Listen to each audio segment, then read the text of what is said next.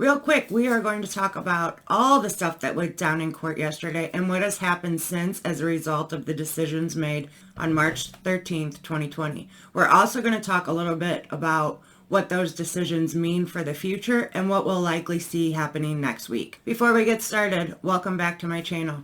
If you are new to my channel, welcome. It's great to meet you.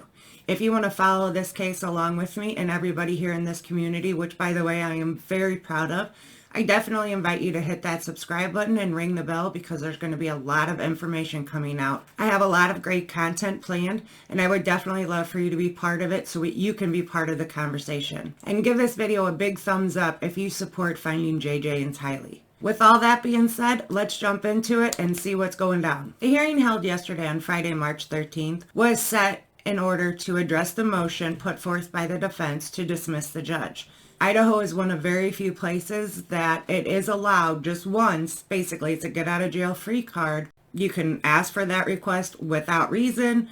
And essentially, the court pretty much has to abide by that rule because it is actually a law. In all criminal actions except actions before drug courts or mental health courts, the parties each have the right to one disqualification without cause of the judge. We're going to talk about this in a few minutes, but that decision made yesterday, or the decision made earlier this week when they requested that judge be dismissed, is really going to come back and bite them in the ass, I think, and you guys are going to love it. Also being addressed yesterday was Lori was waiving her right to have her preliminary trial within 14 days of her first appearance. She was waiving that right and said, I don't need it right away, whatever. That's also going to come back and bite her in the ass. I'm telling you, it's very possible she really screwed herself this week. And I'm pretty excited about it because, as we've learned, bright is not her favorite color. And her attorney, Mr. Means, has not made good choices this week. Before Edens was even able to get into the decision he had made in response to the motion to disqualify, he was asking questions of all the present attorneys, which we had Mr. Wood, which is the prosecuting attorney. We had two of Lori's defense lawyers on a conference call.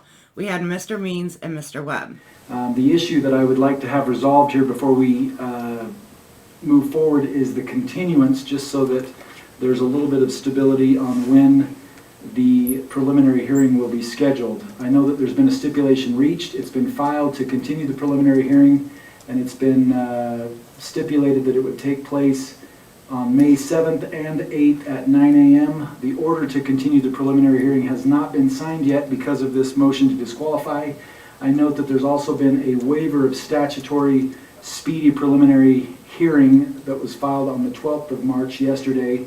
And so, Mr. Wood, are you in agreement that I can sign the order continuing the preliminary hearing at this point? Yes, Your Honor. Now, after he asked Mr. Wood, he goes ahead and asks Mr. Webb and Mr. Means to go ahead, and affirm that they're cool with it too. Mr. Means is like, yeah, that's great. Well, then Mr. Webb pipes up and is like, Judge, I wish you wouldn't sign that piece of paper. And it was like, wait a second, what do you mean? Like, are you guys playing for the same team? Mr. Means and Mr. Webb, do you wish to be heard on that? Mr. Means here says no objection to signing the order from myself. Mr. Webb, any? Yeah, thank you, Judge.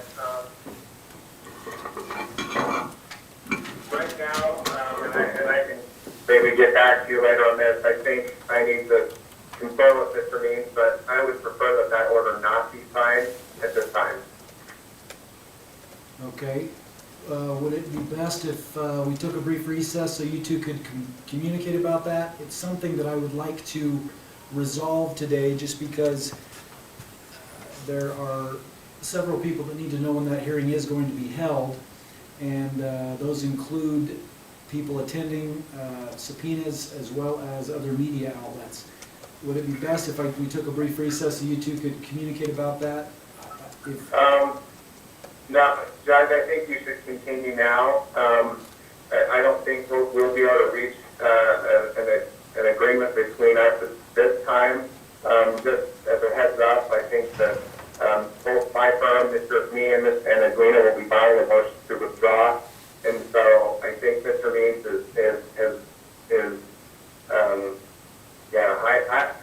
I'm not sure how to answer that. I think we'll be withdrawing, and if that's the case and an order is issued, then Mr. Means' decision as the counsel to St. Vallow is controlled. I didn't hear that last sentence. Can you repeat that last sentence, Mr. Webb? Sure.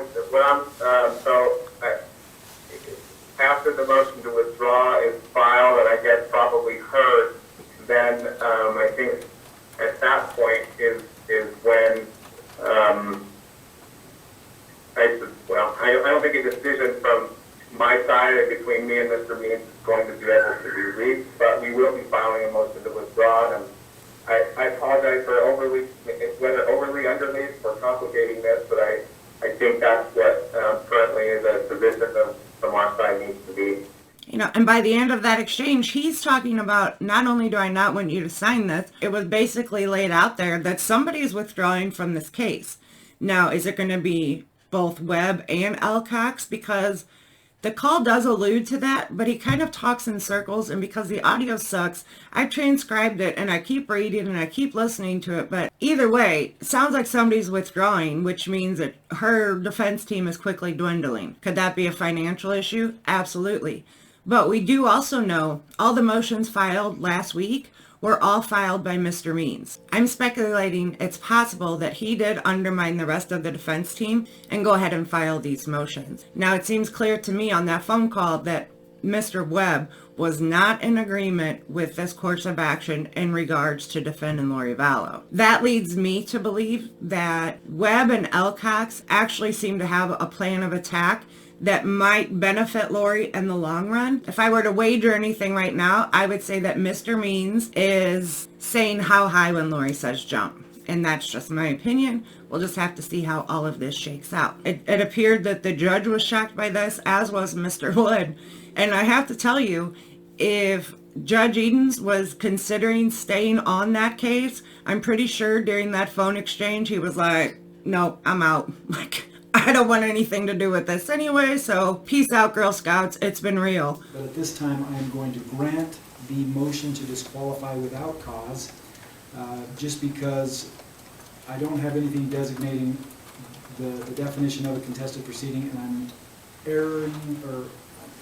erring on the side of caution and on the side of defendant's rights to disqualify without cause. So with that will negate the need to hear further argument today on Mr. Means' motion on behalf of his client to disqualify me for cause. A new judge will be assigned to this case at the magistrate level. But I do think that Judge Edens did make the right legal decision by recusing himself. I know I wasn't expecting to get information about a new judge. Considering it was so late in the day yesterday, I wasn't quite sure if that information would be entered online for all of us to have access to. However, last night during the live, Heather, which thank you very much, popped into chat and said, it's up, we know who she is. The new judge assigned to this case, her name is Michelle Mallard. Now, last night, there wasn't a lot of information about her, of course, because it was new to everybody. Nobody really had time to dig around. The one thing that was found that made a lot of people nervous was this quote. I believe the best judges leave the people in their courtroom feeling better about themselves instead of worse. She goes on to say, I hope people leave the courtroom feeling like they've had a fair hearing. As she should. She's a judge. People should have a fair hearing. People aren't in court typically on the best day of their life, let's be real. So the fact that she wants to, provide the most positive experience ever, good for her. When we got done with the live last night, I immediately started digging on this woman. And then I woke up this morning, one of the subscribers here on this channel sent me an email that said that their family had actually worked with her in the past on a case. She doesn't mess around. She is essentially a ball buster. She only plays by the rules. There is no gray area. It's black and it's white, and she don't mess around. And from what I also understand, she has zero tolerance when it comes to ridiculous custody issues and things that involve children. There's that. Even though initially we didn't have a lot of information, which is to be expected. I know what little digging I did, and the information, like I said, I received from one of you guys, which again, thank you very much. And some of the comments in the comment section from last night's live, people are figuring out that this lady kind of really ain't no joke. We need to keep in mind that nobody gets to pick the next judge. Think of waiters and waitresses in your favorite restaurants. When people come in, somebody goes to each section. There's no rhyme or reason. It's just you go in order, keep it fair so everybody has the same number of tables, or in this case, cases. So it was just kind of the luck of the draw that Judge Mallard ended up being the one assigned to this case. So if we consider the fact that Judge Mallard is a ballbuster, and then we consider the fact of that get out of jail free card that you can only use once to dismiss any judge without cause, Mr. Means and Lori, whatever decisions they have made, whatever their tactic is, seems to already be blowing up in their face, because now they're stuck with her.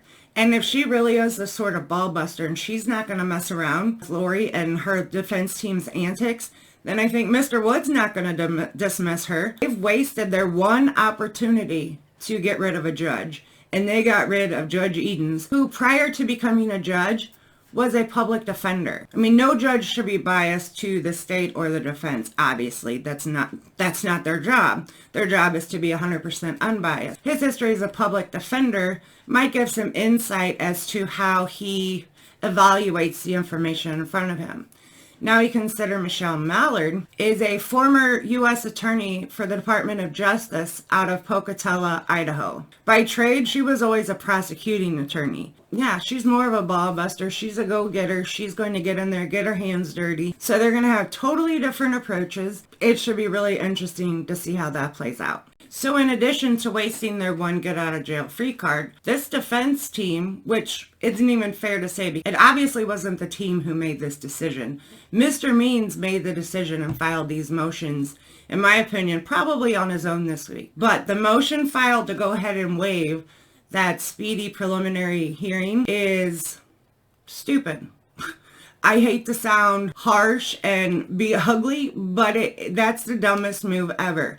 And let me tell you why. In that preliminary hearing, what happens is the state stands up and it says, this is all the evidence we have to charge Lori with these crimes. A few witnesses are called up to the stand who have already been subpoenaed. We do know who most of those people are. Pretty much everything the state has is laid out on the table. The bar is not set very high for the judge to go ahead and say, yeah, there's enough stuff, let's send it on up the line to trial. Where Mr. Means has just shot the defense in the foot, he just gave the district attorney and all the authorities almost 2 more months to investigate Lori's case and gather more evidence. I'm thinking giving investigators an extra 60 days to gather evidence against my client is probably not the best choice. I don't understand their strategy. I'm not really sure where this is going. I'm curious to see where it goes. In true Lori Vallow fashion, it's just going to continue to be a shit show. In my opinion, she's really starting to shoot herself right in the foot.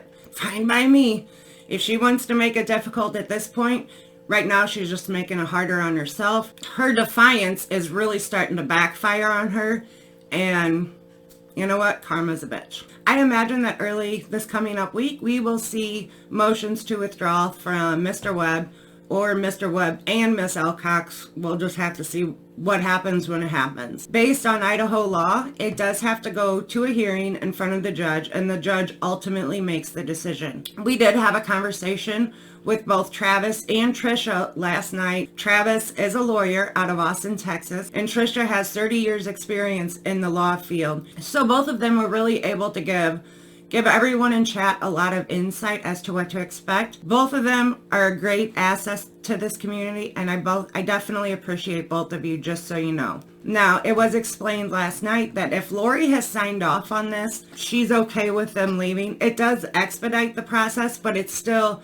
based on Idaho law, it still has to go through all the steps. Depending on the circumstances and their reasoning for wanting to withdraw, it's not 100% guaranteed that the judge will approve that. Tonight, as more times than not, it is approved, but sometimes it's not. So until it's signed on the dotted line and the fat lady sings, at this point, she still has a 3-person defense team. We'll just have to wait and see how that plays out. Again, with the drama, just like always. Poor Lori did not win the jackpot when she decided to pull the plug on Judge Edens, and then her luck of the draw ended up with Judge Mallard, who, by all accounts, runs a very tight ship in her courtroom. And if she runs a tight ship and she's a great judge, it's really going to suck once this thing moves up to trial. Once this thing goes on to trial, a new judge will take over the case. So we'll just have to see what happens coming up on May 7th and May 8th. That is unless Lori and her defense team, whatever will be left of it, decides to pull between now and then, which God only knows with this woman. So drop some comments down below. Let me know what you guys think. It was kind of a lot to take in last night and try to discuss and get all of our questions answered. You guys can always leave a comment down below, and I can always direct Travis and Trisha here to the comments section to try to help you guys out. I also have access to Travis 24 hours a day, so I can always get hold of him. But leave some comments down below. Let me know what you guys think. If you guys find out any more information about Mallard, by all means, email me. My email address is always in the description box. Email me, leave a comment. Let's get some information out there. About 3 years ago, Mallard and another judge did an interview with none other than Nate Eden on East Idaho News. The entire interview is about 30 minutes long. I am going to link it in the description box below if you want to give that a watch. It talks a lot about Idaho law and how their court system works there, and some of the unique things that they have on their books compared to other areas. So I'm going to leave you with a portion of that. Wherever this video finds you, I hope you're having the best day. You guys make good choices, be safe out there, and I'll see you soon. Bye, guys. Let's start off with how you got your position and what the difference is between a magistrate judge and a district judge. Judge Mallard, could you start us off? So the procedures are very different. To become a magistrate judge, you make an application, and that goes in front of a magistrate commission. It's comprised of representatives from every county in the judicial district, so I think that's 10 counties: Custer County, Lemhi County, Bingham County, Bonneville County, Clark, all of them, Madison, Jefferson. Usually a county commissioner, maybe a mayor from the town, 2 attorney representatives, a magistrate judge, a district judge. So about 20 people that represent the entire judicial district out of each county. And if you're selected to interview, you interview in front of all those people. It's about 20 people. And in my case, every one of them asked me a question, I think. And then they convene and take a vote and vote on who they want to be the magistrate for that county. Now, are you the only magistrate judge in Bonneville, in the district? No, there are 3 magistrate judges in Bonneville County. The legislature, the Supreme Court this year got us a 4th magistrate. So we'll have a new magistrate come October 1st. That will be our 4th Bonneville County magistrate. Most of the other surrounding counties have one magistrate judge per county. What type of things are you doing as a magistrate judge versus what Judge Watkins would not be doing? I do civil cases under $10,000, family law cases of any amount. They could involve millions of dollars. And then I do misdemeanor criminal cases. So that's primarily what my jurisdiction is. And before you were a judge, you were? I was an assistant U.S. attorney in federal court. I worked down in Pocatello under Tom Moss and Wendy Olson, who were the U.S. attorneys when I worked there. Okay, so magistrate judges handle misdemeanor crimes.